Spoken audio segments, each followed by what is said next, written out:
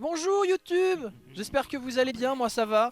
On va faire, alors, je sais vous devez vous dire, mais Malga, il est où le guide l'ardeur, il est où le guide augur, je ne le vois pas. C'est normal, c'est tout à fait normal, je n'ai pas prévu de faire un guide. J'en avais parlé un petit peu dans certaines vidéos avant, notamment l'analyse de patch je crois.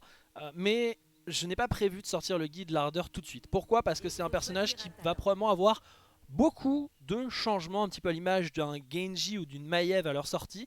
C'est des personnages qui, ou même Ragnaros d'ailleurs, c'est des personnages, mais bon Ragnaros c'est un peu moins, c'est que des chiffres donc c'est pas trop grave. Mais on va probablement avoir beaucoup de changements sur les spells, même les mécaniques des sorts. Parce que l'ardeur c'est un personnage qui clairement est fun, très sympa à jouer, mais qui est également frustrant, que ce soit pour vous, pour vos adversaires. Il y a, je trouve, l'ardeur ça faisait très longtemps qu'il n'y avait pas eu autant de problèmes de design sur le personnage. Alors des designs tout simplement sur certaines de ses compétences, on va y venir, en bien comme en mal d'ailleurs, mais aussi sur son arbre de talent. Ça fait très longtemps que je suis pas en mode, mais attendez, il y a des soucis dans l'arbre de talent du perso. Donc il y a toujours, bien sûr, qu'on soit clair, il y a toujours eu des soucis d'arbre de talent, faut pas se dire. Parce que là, je vois aussi les Jean-Michel défaitistes qui broient du noir en permanence et qui sont là, oui, tout se casse la gueule, n'est-ce pas? Ça va mal. Non, c'est le perso, quand même, je pense, une très bonne réussite en termes de gameplay, mais il y a des gros soucis, et je pense que parce que le mot principal, le mot on va dire pour ce perso c'était le fun, et du coup bah il y a eu des tests, hein, bien sûr un personnage ne sort pas sans test, mais à mon avis dans ces tests il y a eu parfois des ratés, ça arrive, des erreurs, il y en a eu par le passé, il y en aura d'autres, et donc on va en parler un petit peu. Je vais quand même parler bien sûr aussi, pour ça va servir de pré-guide avant qu'il y ait d'autres correctifs qui arrivent, etc. On va parler aussi je dirais des deux grands builds qui existent sur l'ardeur, donc ça sera une sorte de pré-guide, mais on va parler aussi un peu plus dans le détail sur certaines choses. Donc normalement cette vidéo arrivera donc en live 2020, sinon 2021, début 2021, ça risque d'être une première vidéo de 2021, et donc bonne année à vous.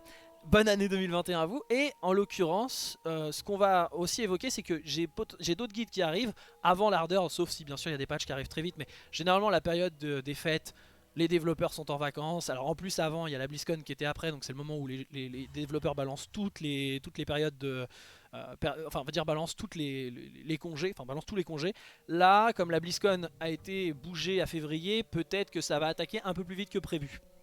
Je m'attendais à un mini patch quand même peut-être avant la sortie, mais bon c'était quasiment sûr que ça allait pas arriver, donc on devrait avoir un patch courant, on va dire début janvier, courant mi-janvier, probablement pour fixer certaines choses, et je pense qu'on aura des fixes sur Augur. C'est l'occasion aussi de récolter pas mal de données pour les développeurs, mais commençons par ce personnage. Alors si vous avez regardé un petit peu les vidéos déjà sur l'ardeur, vous voyez notamment les tests du PTR, il y a pour le moment eu très peu de changements, 2-3 trucs, des petites secondes en moins, des petits chiffres en moins, mais rien de bien méchant, donc c'est quasiment les mêmes stats que sur le PTR. D'ailleurs même si les stats ont changé, ça change pas grand chose. C'est pas parce que oh là là il y a un DPS en moins, une seconde en moins, que les vidéos que j'ai pu faire sont totalement obsolètes, hein. Je pense à d'autres guides par exemple. Donc les prochains guides qui arrivent, d'ailleurs Anubarak Régard, c'est probablement des guides, deux des plus vieux guides, et il y a quand même eu pas mal de changements dans l'année avec des passifs etc, super intéressant, donc je referai ça. Mais du coup pour revenir sur l'ardeur, donc c'est un assassin mêlé bruiser. Personnellement, je pense que c'est beaucoup plus un assassin mêlé qu'un bruiser. J'en avais pas mal parlé dans mes paris, et au final de ce qu'on a vu au niveau compétitif, c'est un peu ça. Le perso sort énormément en triple mêlée et pas trop en... Alors il peut sortir en solo lane, on le voit aussi en solo lane, mais généralement c'est beaucoup du triple mêlée.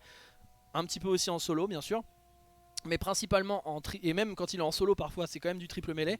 Donc c'était pas étonnant de le voir beaucoup sortir en triple mêlée, et on va y revenir. Mais il est mis dans les catégories bruiser, mais honnêtement je trouve qu'il est quand même assez fragile pour un bruiser.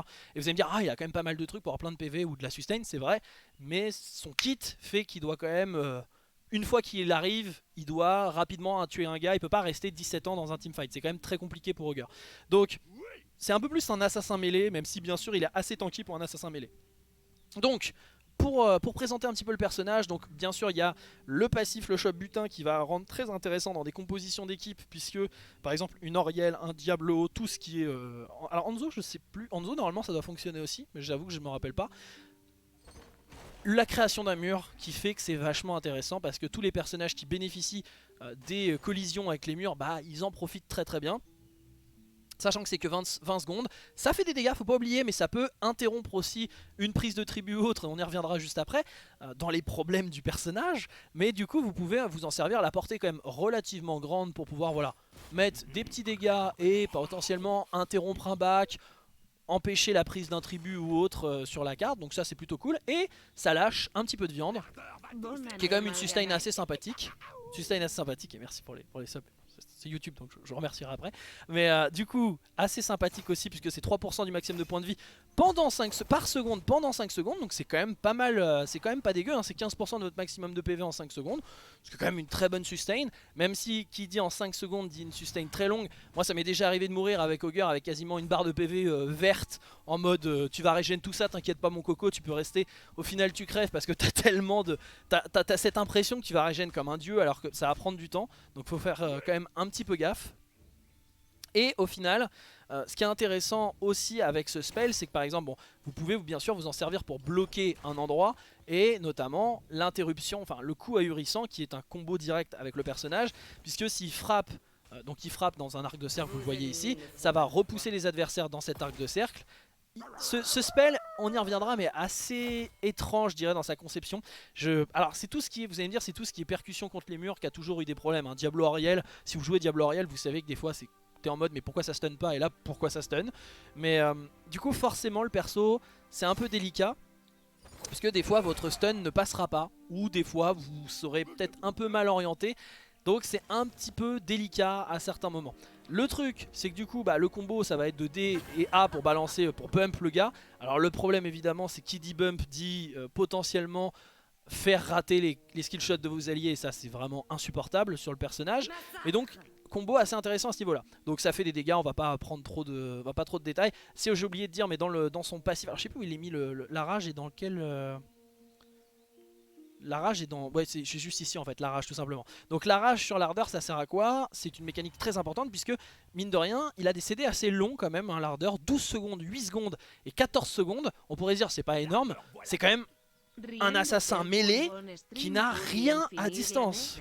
Donc c'est quand même pas facile à ce niveau-là. Et au final, eh bien, vous avez un personnage qui se retrouve avec des CD extrêmement longs pour pouvoir faire des choses. Et imaginez un Thrall, la chaîne d'éclair de Thrall, si elle avait 12 secondes de temps de recharge, ou 14 secondes. Ce serait énorme, vous allez dire oui c'est que 8 secondes. 8 secondes de temps de recharge, Thrall en chaîne d'éclair, tu te fais chier quoi, hein, tu te fais vraiment chier. Alors vous allez me dire ça doit pas être très loin, je crois la chaîne d'éclair c'est genre un truc genre 6 secondes. Mais c'est aussi pour ça d'ailleurs que généralement tu prends la double charge de chaîne d'éclair au bleu, la bleue au 1 parce que ça te permet d'avoir un peu plus de poke, un peu plus de travail. Et surtout... c'est des dégâts assurés sur la chaîne d'éclair. Le Z, on y reviendra aussi, le Q-Spell. En plus, le Q-Spell est assez lent, mine de rien. C'est pour donner aussi une potentielle esquive à l'adversaire. Mais ce qui fait que les combos des Q-Spell sont pas si simples à faire. C'est le truc assez skillé du perso. On a le Z qui balance une roquette, une dynamite, sachant que la zone est assez grande, mais le temps que ça pète est très très long. Ça fait très penser aux anciens E de Gazleux, j'ai l'impression.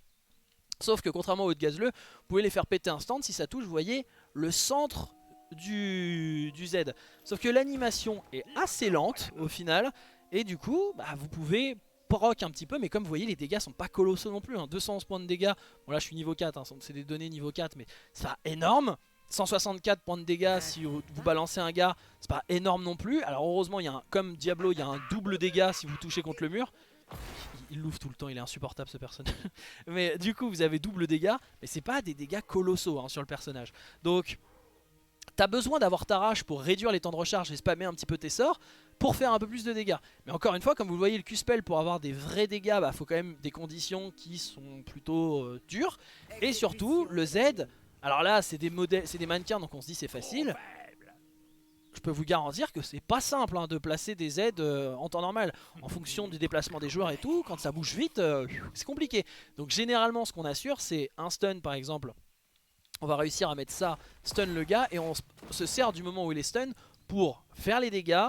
Et en plus de ça, ça ralentit si ça touche. Donc au moment de l'explosion ça ralentit. Donc le mec en sortie de stun est slow, ça vous aide à pouvoir mettre plus d'auto-attaque. Donc ça c'est cool. Le truc ensuite, alors ça c'est le spell qui fait énormément jaser, énormément polémiquer, c'est l'alardé sauvage. 14 secondes de temps de recharge, après 0,25 secondes, donc il y a un petit temps quand même de lancement. Eh bien vous allez devenir inciblable. enfin pas inciblable pardon, insensible, donc inarrêtable, un peu comme une charge d'Anubarak, un E, sauf que pendant ce temps vous faites, donc toutes les 0,125 secondes, donc c'est plein de tics de dégâts, en fait vous infligez 42 points de dégâts aux ennemis proches autres que les bâtiments. Les dégâts sont augmentés de 1% par point de rage, donc plus vous avez de rage, plus vous faites mal. La rage normalement n'augmente pas vos dégâts, hein. Ça augmente pas de vos dégâts de A ou de Z, hein. Ça c'est juste les CD, les temps de recharge, mais quand vous avez de la rage, votre E fait énormément de dégâts. Donc l'idée, bah, vous voyez ça fait plein de petits tics de dégâts, mais surtout, c'est qu'en plus de ça, à chaque fois que vous rebondissez contre un mur, ça réinitialise tout simplement le temps. Donc en fait ça prolonge la durée de votre E quoi. Et ça, c'est très cancer pour différentes raisons. J'y reviendrai juste après, pour expliquer les problèmes de conception du personnage. Alors un truc quand même auquel Blizzard a pensé, c'est impossible par exemple de combo avec d'autres murs créés par des personnages. Je pense au tombeau de Léoric, je pense au mur de Tassadar, et bien on ne peut pas réagir avec ça, on ne peut pas les faire rebondir. Donc ça faut faire attention, contrairement à un Diablo et une Oriel qui peuvent totalement réagir avec. C'est pas le cas de l'Ardeur. Peut-être que le Q-Spell oui, le Q-Spell probablement oui, mais pas le E. Oui, le Q-Spell doit fonctionner, mais pas le E. Et encore je suis même pas sûr, je crois que oui. Mais le E par contre lui, vous passez à travers. Donc ça veut dire que Blizzard a équilibré et s'est dit bon ce serait trop fort donc on l'enlève. Donc ça gardez-le à l'esprit, j'y reviendrai après. Ensuite donc les ultimes on s'en fiche un peu, les deux sont viables, il n'y a pas de souci à ce niveau là. Le lance-butin qui offre beaucoup, alors ce qui est intéressant avec le lance-butin c'est qu'il vous donne un dé gratos, donc c'est à dire de la régène, ça fait des dégâts bien sûr. Donc 146, 106, donc un peu plus de dégâts que le dé de base, sauf que vous propulsez sur votre dé créé. Ce qui est intéressant c'est que du coup vous pouvez vous mettre quasiment deux murs avec par exemple un R là, un mur là, vous pouvez totalement fermer l'accès à une zone et ça c'est plutôt cool. Ça ralentit les ennemis de 50% pendant 2 secondes. La version de choc butin générée par le lance-butin dure jusqu'à un maximum de 20 secondes, se dissipant rapidement si l'ardeur n'est pas à proximité, toutes les 10 secondes. L'ardeur peut manger un morceau de viande fourni par Chop Butin. Donc ce qui est pas mal c'est que ça va donner un peu de viande aussi. Donc l'idéal c'est permettre de pouvoir engager de très loin, dive très facilement un adversaire. Également si jamais vous êtes attaqué, vous êtes insensible pendant le truc. Donc la canalisation elle est présente, vous pouvez vous faire cancel. Mais une fois que vous avez sauté, insensible, donc vous ne pouvez pas être interrompu. Ça aussi en termes de conception c'est sympathique. Donc le principe c'est que vous allez pouvoir soit dive l'adversaire, soit plonger sur l'adversaire, sachant que vous avez un truc qui va ralentir et qui va surtout empêcher, vous pouvez bloquer un accès donc le mec pourra pas s'éloigner. Ça vous permet également de vous offrir de la sustain pour pouvoir rester dans la mêlée et teamfight. Donc c'est quand même pas mal du tout et vous pouvez vraiment bloquer une zone, hein. Si vous faites un R ici, un D ici, bah, le mec il s'échappe pas quoi, le mec il sort pas, hein. Donc très intéressant à ce niveau là. Sachant que ça n'a que 50 secondes de temps de recharge, ça ce sera nerf, 100% c'est nerf ça pour moi. Parce que 50 secondes de temps de recharge c'est du grand n'importe quoi.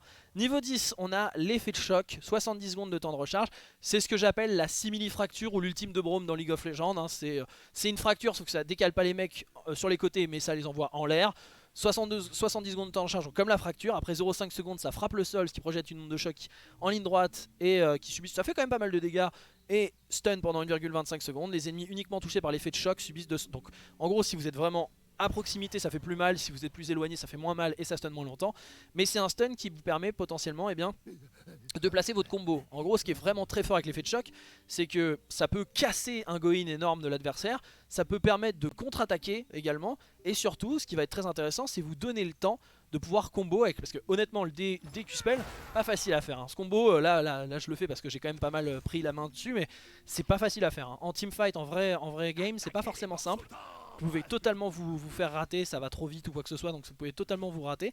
Et surtout, en fait, le stun va vous permettre de placer votre dé, Q-Spell, l'explosion, et de pouvoir faire ça en fait. Ça c'est grâce à cette ultime, donc ça vous permet d'assurer un combo assuré sur un gars.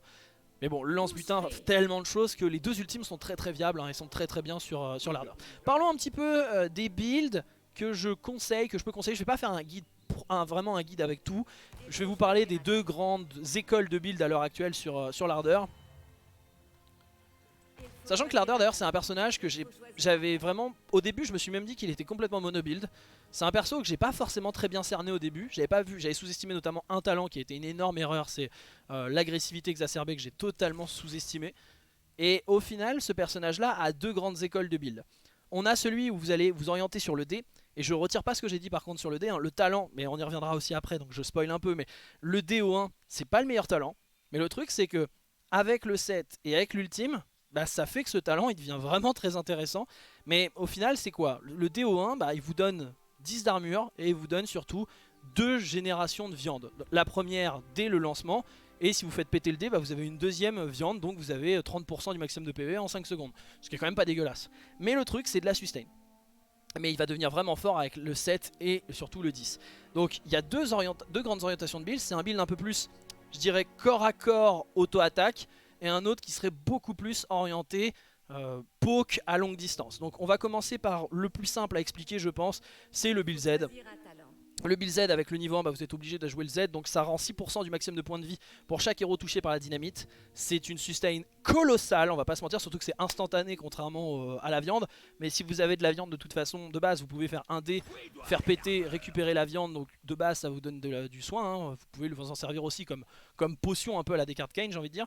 Et surtout, si vous touchez des héros, ça augmente de manière permanente vos maximums de points de vie de 10 jusqu'à un maximum de 750 points de vie supplémentaires, ce qui est énorme, sachant que comme votre sustain se fait en pourcentage PV, que ce soit sur le D ou le Z, la sustain devient de plus en plus forte en fait. Donc c'est vraiment très intéressant comme talent. Le problème de ce talent, c'est qu'il n'est pas terrible, c'est juste, voilà, vous faites tout simplement, en fait vous n'avez pas de dégâts supplémentaires, vous avez de la sustain supplémentaire, et ça augmente vos points de vie supplémentaires. Donc là je viens de gagner 30 points de vie, super. Le truc c'est que du coup avec le niveau 4 bah, on va aller chercher quelque chose. Là-dessus d'ailleurs c'est assez bien fait, c'est que quelles que soient les deux grandes écoles de build, le 1-7 c'est toujours la même chose, et le 4 va un peu plus varier, et 13, 16, 20 peut varier aussi. Mais 1-7 bah, c'est vraiment votre build, soit vous jouez Z, soit vous jouez D en fait.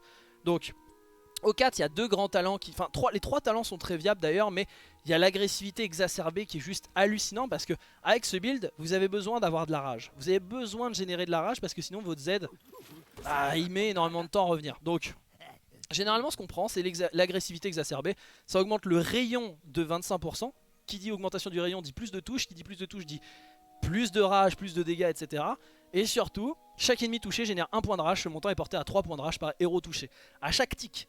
Donc comme vous allez avoir une meilleure portée, bah, vous générez de la rage. Ce talent je l'ai extrêmement sous-estimé, c'est n'importe quoi. Regardez, je vais vous enlever... Je vais enlever les temps de recharge, je vais perdre toute ma rage, et vous allez voir que c'est absolument colossal, hein. Bon là je mets des autos, les auto-attaques redonnent un peu de rage, mais c'est très souvent avec l'ardeur. Si vous ne prenez pas ce talent 4, vous n'avez pas de rage en fait. C'est simple, vous avez quasiment jamais de rage. Mais là par exemple, si je fais ça, et que je fais ça... Ah merde, j'ai pas pris le talent. Si je prends pas le talent, c'est embêtant, on va pas se mentir. Mais du coup, ça vous permet de générer de la rage, mais à une vitesse qui est n'importe quoi. Alors, en attendant que je perde ma rage... Je viens de vous expliquer ça, on va partir sur l'explosion au 7. Les explosions instantanées de dynamite LAN, donc en gros si vous touchez instantanément le Z avec le petit centre, un paquet de dynamite supplémentaire derrière le héros, ça va créer une deuxième dynamite derrière. Touchez le paquet de dynamite avec coup hérissant, le divise en 3 bâtons projetés dans un arc de cercle. Alors on va y revenir juste après, mais c'est très très fort. Juste pour vous montrer, bah c'est simple, vous voyez, je suis quasiment full rage. Je suis quasiment full rage instantanément. Et ça vous le voyez, hein, l'explosion avec le ZQ spell. Donc ça c'est plutôt sympathique, sachant que si je touche direct, boum, ça peut potentiellement. Donc la deuxième peut péter instant, hein. La deuxième peut péter instant, qu'on soit clair. Vous voyez, mais ça c'est vraiment, ce build là est très fort pour poke. Longue distance, énormément de zoning. Et la grande force bien sûr ça va être de pouvoir wave clear par exemple de très loin, poke de très très loin. Donc c'est assez intéressant, ça fait un peu penser à un chacal à ce niveau là, mais avec un zoning énorme. C'est un peu le néo-nazibo grenouille mais qui touche. Et donc c'est vraiment pas mauvais du tout. Sur du Sanctuaires Infernaux, ce build peut être colossal. Après le truc c'est que l'autre build aussi est très fort sur Sanctuaires Infernaux, mais ce build là vous permet d'être très safe, il va augmenter votre maximum de points de vie. Donc au final vous êtes très bien. Au niveau 10 les deux sont viables. L'effet de choc, ce qui est intéressant, c'est comme on l'a dit, ça assure un combo. Donc vous pouvez potentiellement ZQ spell instant un gars. Et ça c'est très très fort. Sachant qu'il y a, j'ai remarqué ça aussi, c'était Romux qui m'en avait parlé, il y a moyen, si vous êtes très rapide, à bout portant, de créer double explosion, enfin de créer potentiellement l'explosion de base. Si vous avez très vite, là j'ai pas réussi par exemple, mais vous êtes capable de faire la première, ah bah je l'avais pas. Vous êtes capable de créer en fait 4 explosions. La première et 4 derrière en fait, donc 5 en tout, mais la première ça compte pas. Mais surtout en fait créer la deuxième qui est normale si vous touchez directement avec un Z, celle-là quoi. Et si vous le faites très vite, il y a moyen d'avoir à la fois celle-ci, la deuxième bonus, et les 3 autres. Donc ça c'est vraiment quand vous êtes à bout portant, il y a moyen, il me semble, Bon là j'ai raté, mais il y a moyen de le faire. Et du coup l'effet de choc, ce qui est intéressant, c'est qu'il vous assure un combo en fait. Il vous assure un combo. Le problème c'est que le lance-butin, bah, il est très fort parce que encore une fois, bah, vous profitez, vous pokez, vous pokez, vous pokez, et quand le mec est trop low, bah, vous y allez avec le lance-butin pour finir les adversaires. Un petit peu à l'image de beaucoup, c'est vraiment, je dirais, le kit parfait pour comprendre comment jouer un assassin mêlé. C'est on poke, on attend, et quand l'ennemi est suffisamment fragilisé, on y go. Et donc le lance-butin à ce niveau-là est très fort, et surtout au 20, bah, le lance-butin, il y a le magot secret, donc toutes les 2 secondes, la version de shop butin générée par le lance-butin lance aléatoirement une dynamite qui donne les talents, donc ça augmente aussi les points de vie, ça augmente les stacks, etc. Et extrêmement fort, toutes les 5 secondes lance également un morceau de viande, donc ça vous donne plus de sustain, des explosions, ça vous... C'est ma vidéo de Wombo Combo sur le PTR, c'était ça, hein. C'est avec ce 20 notamment où ça devient n'importe quoi. Donc on privilégie le lance-butin, mais l'effet de choc est très bon dans ce build aussi pour calmer un petit peu le dive adverse. Mais les deux sont très bien au niveau défensif et au niveau contre-offensif. Donc on va prendre le lance-butin. Niveau 13, alors le niveau 13 c'est un peu en fonction de vous, mais vous avez la diable de poussière, l'armure, confère 30 points d'armure. Il avait déjà été nerf par rapport au PTR parce que bah, vous avez, avec le 4 vous avez en permanence 50 points de rage. Donc 50 points de rage sur votre E, ça fait que même si vous voulez stacker pour avoir de la rage, de la haine, enfin j'allais dire de la haine, de la rage, bah, vous avez l'armure, donc vous êtes quasiment intombable, plus votre sustain. Inutile de dire que bah, ça va pas être simple de vous tomber, hein. Et là vous devenez une sorte de véritable briseur. Mais l'intérêt véritable de cette bonus d'armure, c'est surtout de pouvoir faire des solo boss. En gros, j'y reviendrai après aussi dans les abus du personnage, c'est de pouvoir faire des camps tout seul, sans jamais vous faire inquiéter, faire des boss de manière complètement ridicule. Donc à ce niveau là, le diable de poussière est très très fort. Un autre talent que j'aime beaucoup, c'est la soifée de sang. Infliger des dégâts à des héros avec des attaques de base, coups ahurissants ou lardés sauvages aura un montant de points de vie équivalent à 33% des dégâts infligés. C'est pas en pourcentage de PV max, donc là-dessus ça sert à rien, mais ça sert à rien par rapport au Z et au Z1, Z7. Mais c'est toujours de la sustain sur les autos et sur les spells, hein. C'est mine de rien sur le E, donc sur le E c'est très fort. Et sur le coup ahurissant, donc le Q-spell. Donc c'est toujours un peu de sustain. Mais bon, donc soit vous prenez de la sustain, soit vous prenez le E. Avec ce build, je conseille quand même un peu plus le E. Mais encore, moi ça m'arrive aussi de jouer ça, hein. Niveau 16. Niveau 16, évidemment en build Z, bah, on va privilégier le crack boom. Les explosions instantanées de dynamite infligent 40% de dégâts supplémentaires. Enfin des dégâts supplémentaires sur le talent. Parce que bon, c'est bien mignon, mais quand vous faites ça... Bah c'est bien mignon, mais vous voulez des dégâts à un moment donné. Alors certes ça crée plus de bombes, mais c'est plus pour zoner l'adversaire. Là le gars il prend instantanément 40% de dégâts supplémentaires. Et comme vous l'avez repoussé, bah, il va probablement prendre la deuxième aussi. Il peut potentiellement prendre la deuxième. Et réduit son temps de recharge de 1,5 secondes. Et porte son ralentissement à 50%. Donc très gros slow. Et énormément de dégâts, 40% de dégâts supplémentaires. Et ça augmente sa portée également. Donc ça c'est très intéressant. Vu que ça augmente sa portée, vous pouvez lancer de beaucoup plus loin de manière très safe. Et vous voyez les dégâts sont assez violents. Le truc maintenant au niveau 20, donc on l'a dit, le magot secret qui vous permet, donc là c'est un build très safe. Merde, je voulais pas le lancer là, je voulais juste le prendre. Mais ça vous permet tout simplement de faire ce genre de choses. Et vous voyez ça crée des bombes. Ça crée des bombes et ça vous donne de la sustain. Alors normalement c'est censé les balancer en priorité sur les adversaires. Vous voyez, si elle touche instant, en plus ça part très vite. Et ça marche dans la sustain, hein. Regardez, hein, si je me prends des dégâts. Vous voyez là ça me sustain. Donc très très fort, ça fait un bordel monstre dans les teamfights. C'est colossal avec ce 20 et il dure 20 secondes, hein. Il dure 20 secondes, faut pas l'oublier, hein. Donc c'est 30 secondes de temps de recharge effectif. Donc faut vraiment pas hésiter. Ça vous bloque une zone mais comme jamais, hein. C'est n'importe quoi. Donc très intéressant sur ce build. Maintenant on va venir sur l'autre build.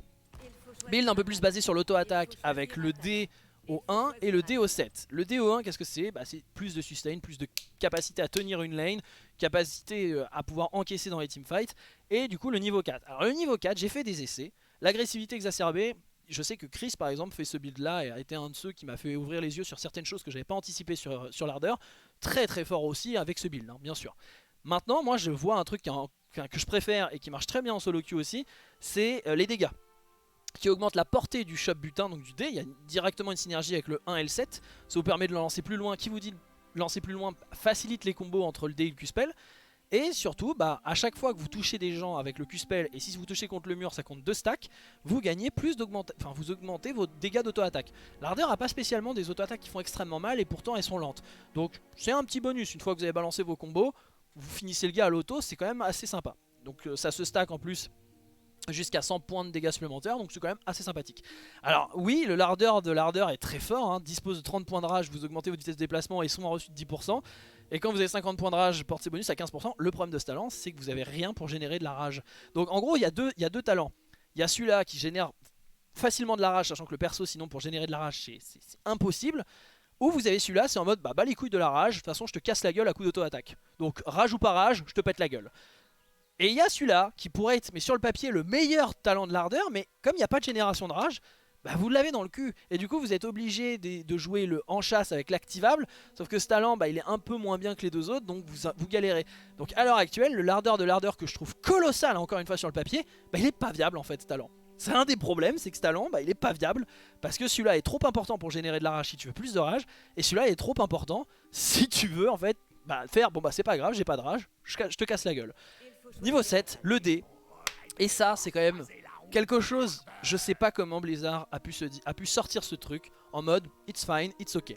Le feu de poubelle réduit le temps de recharge de shop de butin de 4 secondes. Donc évidemment, ça fait que le 1 est amélioré puisque vous avez plus souvent vos 10 d'armure et votre régénération. Ça vous permet de plus l'utiliser comme vous voulez, soit pour combo, soit pour bloquer, soit pour vous sustain.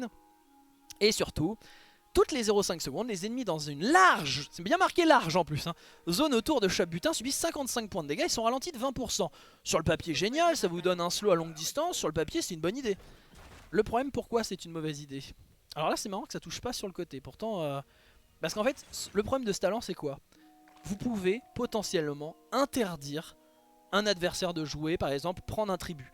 Prendre un tribut sur Valmody, prendre un hôtel sur Tour du Destin, vous pouvez prendre une plante sur Jardin de la Terreur, vous pouvez potentiellement la mettre ici. À côté de l'hôtel, le mec pourra jamais tag. Sachant que vous avez en plus les explosions. Vous avez le pour rebondir sur l'hôtel et repartir sans... Personne ne peut vous arrêter, vous êtes insensible. Vous êtes insensible, donc personne ne peut vous arrêter. Vous pouvez faire ça, hop hop hop hop hop, je passe tranquille et je m'en vais. Sachant que, voilà, vous allez rebondir. Généralement si l'hôtel est là, bah, vous rebondissez contre en fait, hein, donc vous repartez.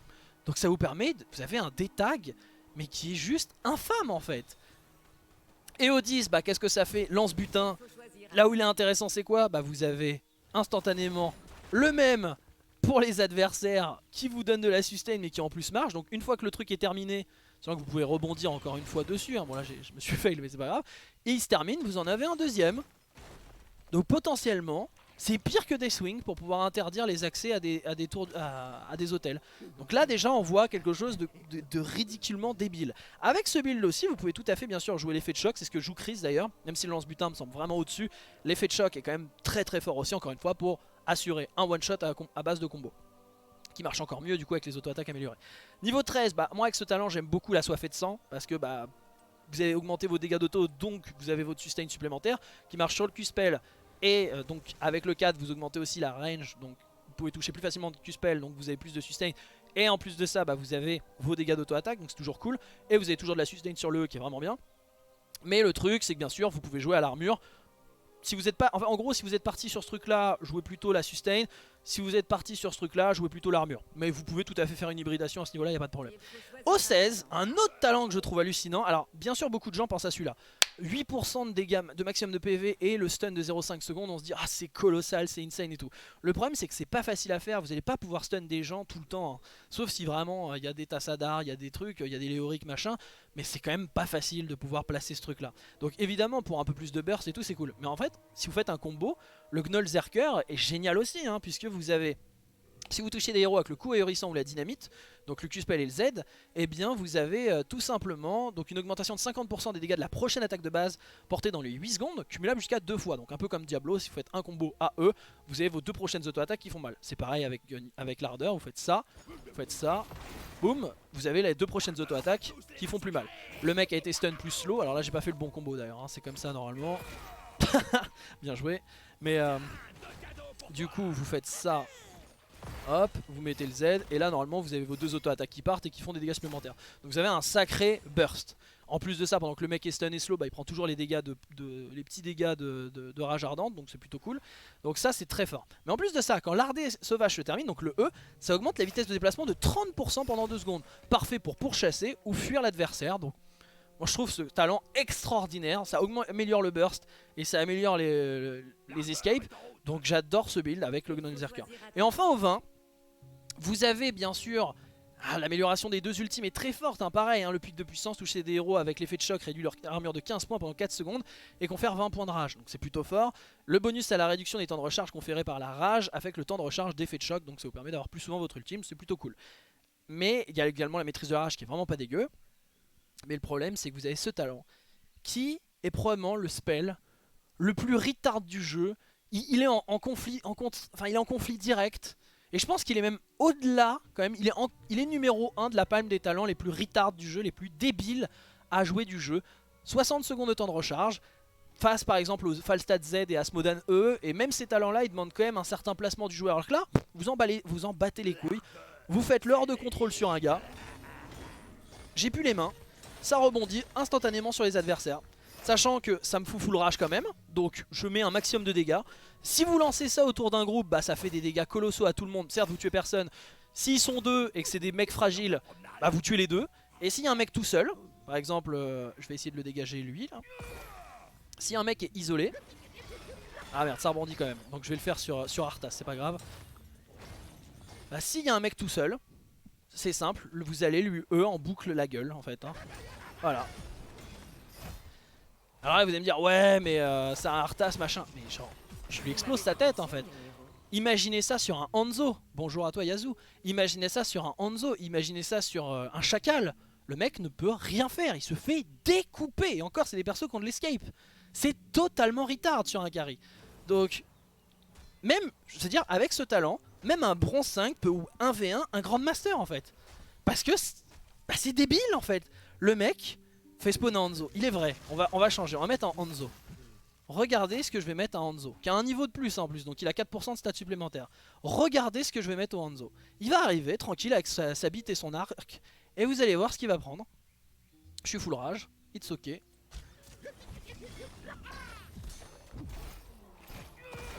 Voilà. Voilà, je lui ai mis 90% PV et encore j'ai rien fait de bien à la fin, hein. J'aurais pu le tuer parce que j'ai de nouveau un E en plus à la sortie, hein, une fois le Z, parce que c'est pas le même temps de recharge en plus. C'est complètement débile, je suis insensible, je peux pas être stun, je peux rien faire. C'est retard, mais retard de chez retard. Regardez le Hanzo. Regardez ce qu'il prend. Voilà, là il a eu le bon réflexe, j'allais le dire en plus, j'allais en parler, il faut avoir le réflexe d'ailleurs. Comme il est insensible, ça sert à rien d'essayer de lui fuir. Ça sert à rien de le fuir. Ce qu'il faut, c'est tuer le lardeur. C'est fragile un lardeur, il faut... Je sais que beaucoup de monde se fuit en mode ah là c'est un lardeur, etc. Faut surtout lui taper sur la gueule. Il faut vraiment lui péter la gueule dès qu'il s'approche. Mais c'est pas toujours simple, hein, je dis pas le contraire. Mais il faut lui péter la gueule. Et le bot a eu le bon réflexe d'ailleurs. Mais regardez-moi ça quoi. Regardez-moi ça. C'est complètement débile. Complètement débile.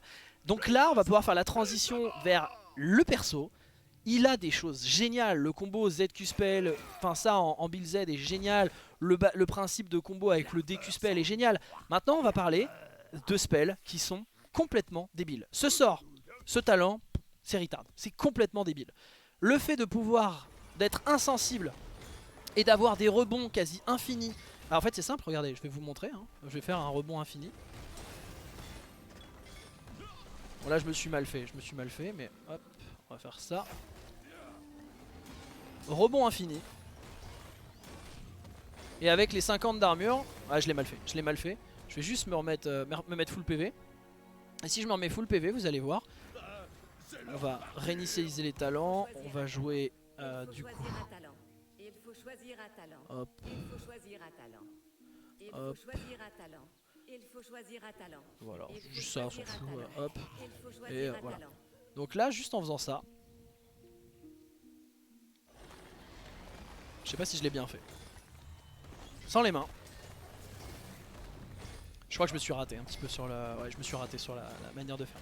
Avec les 50 d'armure, bah il peut rien me faire le machin. Donc je me suis raté là, je sais pas comment je me rate. Alors que c'est pas si dur que ça à faire.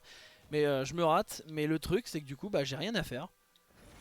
Je me déploie comme ça, je peux faire un boss tranquille, sans les touches. Parce que vous allez me dire, oui un Butcher, un Varian Twinblade, il peut aussi solo boss, pourquoi tu te plains? Mais les Varian et les Butcher, ils sont quand même en sueur face au boss, et ils doivent quand même esquiver les AOE et tout. Là j'en ai rien à foutre, je suis à 50, je le défonce en fait. C'est complètement débile, c'est complètement débile.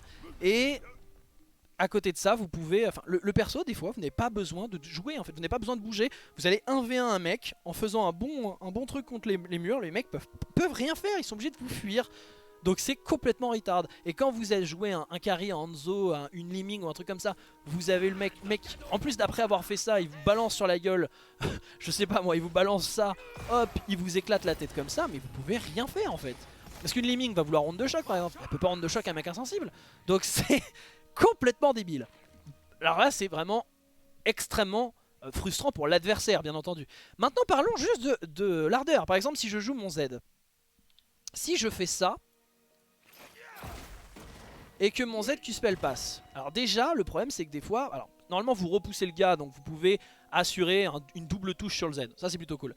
Mais je me suis raté, hein, je voulais pas faire ça. Mais potentiellement, vous pouvez en fait... Non, c'est comme ça. Non, c'est pas comme ça. En fait, vous pouvez vous rater en faisant... Je vais trop vite. Je vais trop vite parce que sur le papier, en fait, c'est pas censé passer. Mais en gros, vous pouvez vous rater en faisant péter le Z. Et du coup votre Q-Spell passera pas. Bon là il est passé. Mais du coup le Z touche mais pas le Q-Spell. Et ça, bah du coup ça vous a fait gaspiller 12 secondes de temps de recharge. Vous êtes très très déçu. Maintenant il y a un autre point, hein. Le Z est vraiment pas facile à toucher. Et surtout, regardez-moi ça. Le Z en max... Ah oui mais je suis pas sur le bon talent. Je vais regarder, je vais prendre version sans talent. Parce que vous allez me dire sinon c'est le build. Version sans talent, je peux lancer un Z très loin. En abusant bien sûr de la range, cercle dans le cercle. Normalement si vous suivez mes vidéos vous savez que vous pouvez gagner un peu de portée. Bah en fait la portée maximale du Q-Spell ne touche pas sur un combo. C'est à dire que si je fais ça, je ne peux pas repousser le truc. Ça a été conçu. C'est un truc qui a été changé il n'y a pas longtemps sur Alexstrasza avec les changements de move speed, mais ça c'était pas prévu. À la base Alexstrasza, si elle met un Z en maximum de portée, elle court tout droit, normalement elle atterrit dans la zone. Avec les changements de vitesse qu'il y avait eu, et ça Blizzard pouvait pas forcément le prévoir, et donc ils l'ont corrigé, ils l'ont fixé, mais le perso, Alexstrasza, si elle était à fond les ballons, elle mettait le Z en maximum portée, elle dépassait le Z. Mais ça c'est à cause de changements qui n'ont pas été prévus sur Alexstrasza. C'est les changements de vitesse de déplacement. Donc ça a été fixé. Mais là le perso il a été testé. Et les mecs ils se sont dit, bah c'est normal que tu puisses pas toucher avec le Q-Spell. Donc si tu fais ça, que tu joues tac tac tac tac tac. Donc ça, merde, je voulais pas faire ça. Hop, tu joues ça, ça. Quand t'as le 16, après tu as une augmentation de portée, donc en plus c'est encore pire. Mais vous voyez, vous ne pouvez pas repousser le truc. Ça a été pensé n'importe comment. Donc le build Z, bah, le fait que tu puisses pas combo max distance, genre, en plus certains vont dire bah c'est peut-être pour équilibrer le perso. Mais ouais mais équilibrer le perso, enfin, dans ce cas tu dis bah avec ça, quand tu prends ce truc là, ça augmente de, je sais pas moi, bah vous voyez le 15% d'augmentation de portée de Chop Butin. Enfin pas de Chop Butin mais de Q-Spell, il devrait, au lieu d'être au 16, il devrait être au 7 en fait. Et ça devrait augmenter la range du Q-Spell. Au moins sur les talents qui vont avec. Comment tu fais ton truc? Parce que je rappelle, hein, c'est censé faire ça. Hein. C'est censé faire ça. Tu peux pas le faire. Max distance. Alors t'as la distance pour le Z, mais pas pour le Q.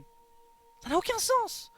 Alors il y a des manières de fixer ça. Hein. Bien sûr, pareil avec l'insensi où tu es littéralement insensible, donc tu ne peux rien être fait. Ce qu'ils peuvent faire, on peut penser à certains trucs, c'est l'ancienne Dragon Blade de Genji où à l'époque, rappelez-vous, c'est en fait le 20 était au 10. C'est-à-dire que si tu tues un gars avec la Dragon Blade, t'as un reset sur le E, etc. pour faire comme sur Overwatch. Le truc c'est que sur Overwatch t'es équilibré, sur Heroes c'était complètement n'importe quoi.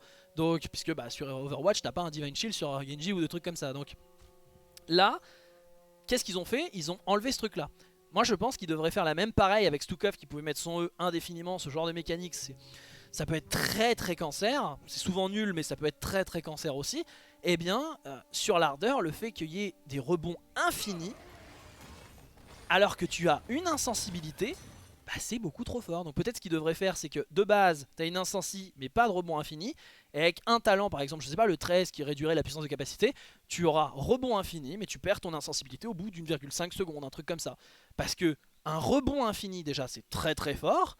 Mais en plus de ça, où tu es insensible, ça veut dire que l'adversaire ne peut pas t'interrompre. Mais c'est quoi comme conception de personnage? Ça me rappelle Léoric à sa sortie, qui peut faire du 0,30, qui peut mourir 30 fois, mais va taper le corps, il va te le détruire, tu pourras rien faire contre ça. C'est le même principe en fait. C'est exactement le même principe. Pareil, une mécanique qui est indispensable dans le kit de l'ardeur, c'est la rage pour avoir, parce qu'il a des temps de recharge très longs. Si tu ne joues pas ce talent, tu n'as jamais de rage avec ce perso. Parce que vous allez me dire, bah si, il suffit d'auto-attaque, Malga. Mais peut-être qu'en bronze 5 ça marche, mais même en haut bronze, même en silver, Normalement, il y a des moments où vous pouvez pas vous approcher sinon vous faites péter la gueule en fait. Donc vous pouvez pas mettre des autos dans les teamfights en permanence, en permanence, en permanence. Donc vous aurez des problèmes de génération de rage avec le personnage. Donc avoir besoin pour un kit, enfin, c'est quand même la génération de ressources du perso. Imaginez un perso qui a pas, j'allais dire pas de mana, Kelta sacro mana, mais c'est prévu même dans l'histoire du perso. Lui il a pas d'histoire, donc c'est même pas prévu dans son histoire.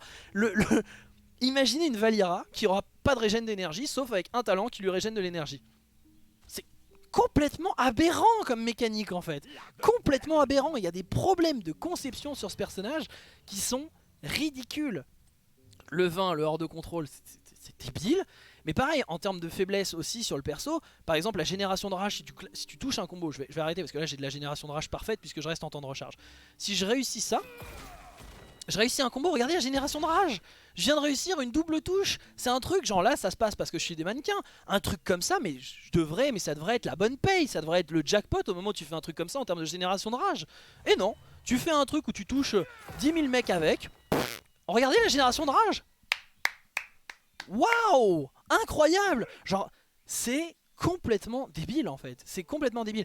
Le perso a des problèmes dans sa conception. Vous le voyez, le simple fait que le Z et le A c'est aberrant ne puissent pas toucher. Les rebonds infinis en insensible c'est aberrant. Pareil, encore une fois, le 20, bon, c'est aberrant aussi. Enfin, ce genre de choses, bien sûr le perso, le maître mot c'est le fun. Et même d'un point de vue aberration, j'ai beaucoup rigolé avec des viewers parce qu'on était sur Altera qui disaient mais attendez, mais en fait c'est vraiment un camp. Bon ça c'est pas grave, hein, c'est pour ça aussi qu'ils l'ont sorti le perso, c'est que ils avaient le modèle 3D déjà prêt. Mais je veux dire il y a des choses de conception, bon ce dernier argument est pas terrible, mais il y a des défauts de conception sur le personnage qui sont colossaux. Et par exemple, je reviens avec le tombeau de Léoric, le fait que par exemple pour éviter que ce soit pété, ils ont fait en sorte que tu puisses pas rebondir infini dans le tombeau de Léoric, bah c'est ridicule. Alors que si tu pouvais par exemple faire 2 rebonds max ou un truc comme ça et que tu puisses le faire dans le tombeau de Léoric, ce serait bien. Mais non, ils se sont dit bah non ce serait trop pété donc on va éviter ce genre de choses. Est-ce que le problème c'est pas le tombeau de Léoric? Est-ce que le problème ce serait pas le perso en fait? Donc genre, vous voyez en fait ici les gros problèmes de conception du personnage. Et je parle même pas de l'arbre de talent parce que y a des talents ils servent à rien en fait. Parce que vous allez me dire oui comme tu peux pas générer de la rage, il faut que tu prennes celui-là. Ouais mais celui-là il est bien mignon. Mais t'as pas de dégâts en fait. Je m'étais dit sur le PTR, j'avais dit ce talent là il est vraiment fort parce que la rage c'est quand même super important sur le personnage pour tes CD et tout. Donc ce talent là me semble vraiment fort. Mais en fait c'est pareil, même en génération de rage c'est pas terrible. Celui-là va faire bien plus. Et ok il rend un peu de points de vie et tout, c'est cool. Mais t'as pas les dégâts et la sustain de celui-là. T'as pas non plus les dégâts que ça va amener avec celui-là et la sustain permanente non plus. Donc c'est 45 secondes, donc ça bien sûr ce talent il peut être un peu up, réduction du temps de recharge, augmentation de la génération de rage et boum, c'est juste des petites stats, ça pas de problème. Le 4, ce talent, sur le papier ce talent c'est le meilleur, vraiment, hein. Bon après je sous-estime celui-là mais ce talent sur le papier c'est le meilleur. Mais le problème c'est que comme vous l'avez vu il est nul parce que soit vous avez de la rage, soit vous ignorez la rage mais vous mettez des grosses autos. Du coup il y a un véritable problème dans son arbre en fait à ce perso. La rage renforce les capacités de base et les attaques de base. Tant que l'ardeur dispose de plus de 50 points de rage, augmente la vitesse d'attaque de 25%. Et temps de recharge du coup hérissant l'ardeur sauvage, s'écoute également 30% plus vite. Bah c'est cool mon pépère, mais comment on joue ce talent en fait? J'ai pas de rage. Donc ok je joue celui-là pour pouvoir jouer celui-là. Mais ça me sert à rien parce qu'en fait si je dois jouer celui-là, je prends l'auto-attaque donc j'ai pas besoin de rage donc je peux pas jouer celui-là. Enfin vous voyez ce genre de conception mais débile. Après il y a un côté tutoriel aussi qui est bien pour les joueurs parce que ça évite de prendre toujours les talents Z donc Z. Non. Il y a des trucs, parfois vous jouez un build Z, mais vous n'avez pas besoin de ce Z à tel palier. Mais le truc, c'est qu'ici vous avez un talent qui synergise directement avec celui-là. Mais en fait, comme t'as pas de génération de rage, tu peux pas le jouer.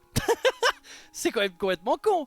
Alors après, les talents vitesse d'attaque, ça peut être des pièges. Hein. Ça peut être des gros pièges, ça. Mais ici, tu peux même pas le jouer en fait. Les ultimes, on l'a dit, c'est très bien. Pareil, les 13, vous avez de l'armure. Et encore, c'était nerf. Hein. Et à mon avis, ce talent sera encore nerf d'ailleurs. Parce qu'à un moment donné, c'était sur le PTR direct. Hein, ils l'ont nerf. Enfin, vous vous rendez compte des valeurs quoi, c'est ridicule, ridicule. Le palier 16 me semble être le meilleur, au final les 3 sont vraiment bien là-dessus, il n'y a pas de problème.